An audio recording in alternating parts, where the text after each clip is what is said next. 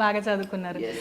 సరే అన్న, ఇప్పుడు మీరు జబర్దస్త్లో చేస్తారు కదా, మీకు ఉన్న కమీడియన్స్లో ఎవరు ఇష్టం అన్న?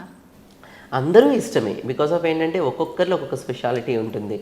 సో అభి అన్న ఒక ప్రతి ఇంటికి ఒక పెద్దన్న లాగా అనమాట. అన్నిట్లో నేనున్నానంటూ సహాయం చేస్తాడు, మంచిగా చూసుకుంటాడు. సో సజెషన్స్ మంచిగా ఇస్తాడు.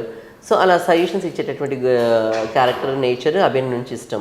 చంద్రాభయ్య ప్రతి ఒక్క సిచ్యువేషన్ కూడా కూల్గా హ్యాండిల్ చేస్తాడు. సో చంద్ర అన్న దగ్గర నుంచి ఆ విషయం ఇష్టం.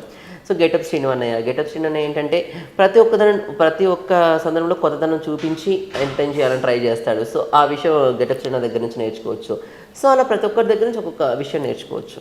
నిజంగా చాలా గొప్ప విషయం అన్న, ఇదైతే చాలా గొప్ప గుణం ఇది. ప్రతి ఒక్కరిలో చెడుని చూస్తాం కానీ అన్న చూడండి, ప్రతి ఒక్కరిలో వాళ్ళలో ఉన్న మంచి క్వాలిటీ ఏదో ఆదాన్ని గ్రహిస్తున్నారు కాబట్టి ఈరోజు ఇంత గొప్ప స్థాయిలో ఉన్నారు అన్న. థ్యాంక్ యూ నిజంగా అన్న. సరే అన్న, ఇప్పుడు ప్రతి మనిషి ముందుకెళ్ళాలంటే ఏ రంగంలో అయినా సరే, కళారంగం కానీ, విద్యారంగం కానీ, వైద్య రంగం కానీ, మనకు ఒక సపోర్ట్ అనేది ఉండాలి. మీ జీవితంలో ఎవరన్నా? నా లైఫ్లో మా మమ్మీ డాడీ ఇద్దరు మంచి సపోర్టివే.